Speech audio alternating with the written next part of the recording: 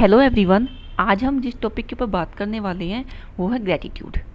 So friends, हम सब जानते हैं कि ग्रैटिट्यूड हमारे लिए कितना इम्पोर्टेंट है।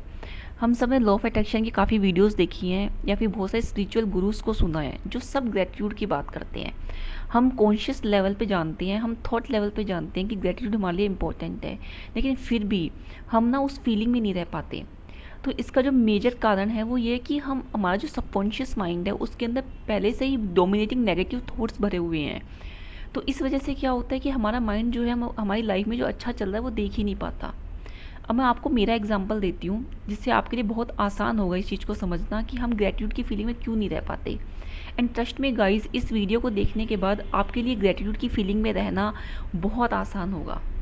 सो फ्रेंड्स, जब मैं एक डिप्रेशन की फेज़ से गुजर रही थी और मेरा जब एक डिफ़िकल्ट टाइम था, जब मैं एंग्जाइटी में थी, मुझे सुसाइडल थॉट्स आते थे, तो मैं लॉ ऑफ अट्रैक्शन की बहुत वीडियोस देखती थी, मैं बुक्स पढ़ती थी। तो मुझे समझ में आया कि ग्रैटिट्यूड इम्पोर्टेंट है। एंड सबसे पहली चीज़ कि मेरे को ये रियलाइज़ हुआ कि मेरी लाइफ में मेजर इश्यूज़ हैं, वो जो सबकी लाइफ में होती हैं, करियर से रिलेटेड, जॉब से रिलेटेड, मैरिज से रिलेटेड, या फिर और भी एक दो मेजर इश्यूज़ हो सकते हैं। तो मैंने ये रियलाइज़ किया कि मेरा माइंड जो है, जो मेरे मेजर इश्यूज़ हैं उसी से रिलेटेड थॉट्स देता है।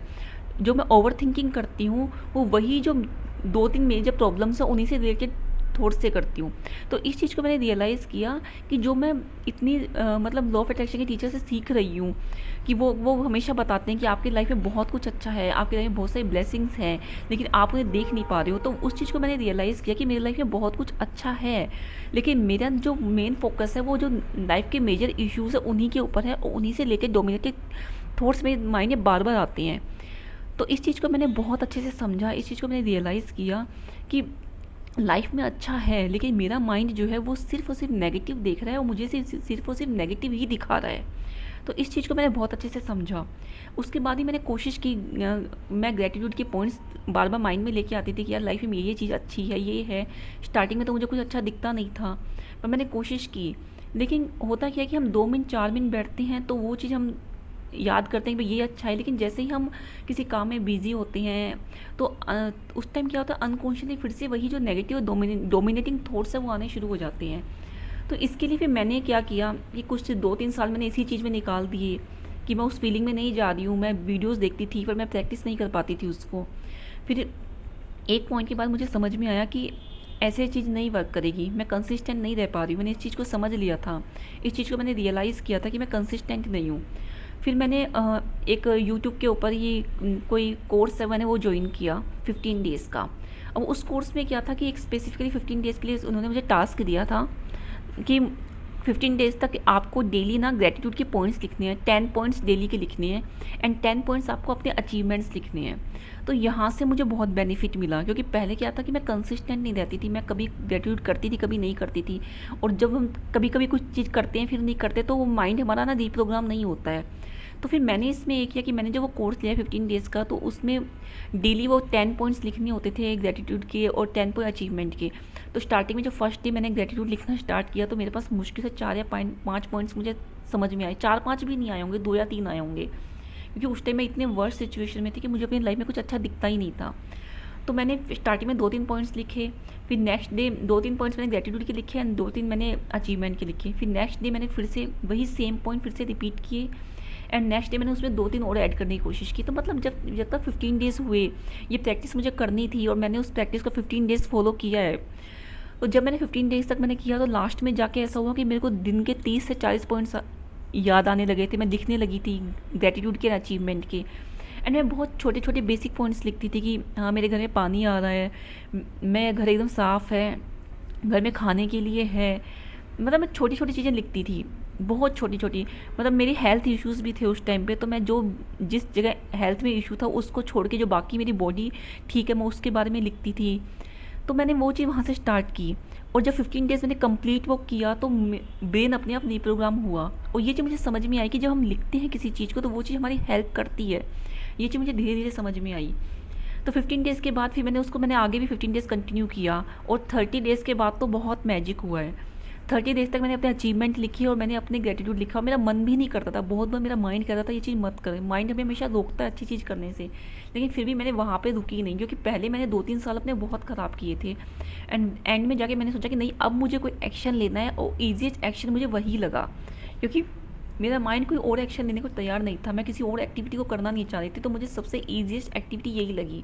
तो मैंने उसके बाद ग्रेटिट्यूड को प्रैक्टिस किया, 30 डेज़ तक किया, एंड 30 डेज़ के एंड तक आते आते तो मुझे मज़ा आने लगा था। मैं और पॉइंट लिखती थी, मैं जितने पॉइंट लिखती थी मुझे और मज़े आते थे कि हाँ यार ये भी अच्छा है, ये भी अच्छा है, ये भी अच्छा है, ये भी अच्छा है, और मुझे लगता कि यार मैं कितना मतलब बुरा बुरा देख रही थी। और जब मैंने 30 डेज़ तक वो पॉइंट्स लिखे तो एंड में आके ऐसा हो गया था कि जो नेगेटिव मेरे लाइफ के इश्यूज़ थे ना, उससे रिलेटेड थॉट्स आने कम हुए थे, बिल्कुल कम नहीं हुए, वो मेजर इश्यूज़ तब भी थे, वो प्रॉब्लम्स मेरी तब भी एग्जिस्ट करती थी, लेकिन जब मैंने 30 डेज़ तक उन कंसिस्टेंटली मैंने उन पॉइंट्स को लिखा, तो एंड में जाते जाते मेरे जो वो एंग्जाइटी वाले थॉट्स थे, जो सुसाइडल थॉट्स थे, उनके ऊपर बहुत असर हुआ, क्योंकि एंड में आते आते जो मेरे मेजर इश्यूज़ थे उनसे रिलेटेड भी मैंने ग्रेटिट्यूड के कुछ पॉइंट्स बनाए थे, तो उसने ही मुझे बहुत हेल्प की थी। सो फ्रेंड्स, मैं सिर्फ आपको यही बताना चाहती हूँ कि आप अगर ना इस अपने एंग्जाइटी से, डिप्रेशन से या सुसाइडल थॉट से बाहर निकलना चाहते हो, तो आपको कोई ना कोई एक्शन लेना होगा, आपको कोई ना कोई एक्टिविटी करनी होगी। अगर आप चाहते हो कि थॉट लेवल के ऊपर आप उस चीज़ को हील करो, तो वो नहीं हो सकता, बहुत मुश्किल है, क्योंकि बचपन से लेके अभी तक हमको सिर्फ नेगेटिव सोचने की आदत पड़ी हुई है। हम सिर्फ अपने आप को कंपेयर करते हैं और क्रिटिसाइज़ करते हैं, जो मैं बहुत करती थी। जो मुझे समझ में आया कि जब हम लिखने की एक्टिविटी करते हैं, जब हम अपने आप को टास्क देते हैं कि नहीं, मुझे 10 दिन ये करना है, मुझे 15 डेज़ ये करना है, जब हम कोई टास्क अपने आप को देते हैं तो हम उससे बाउंड हो जाते हैं। और उस टाइम जब हम कोई टास्क 1, 2 या 3 दिन करते हैं, तो हमारा माइंड कहता है कि नहीं यार, अब नहीं करना, बोर है ये इससे कोई फ़ायदा नहीं होने वाला।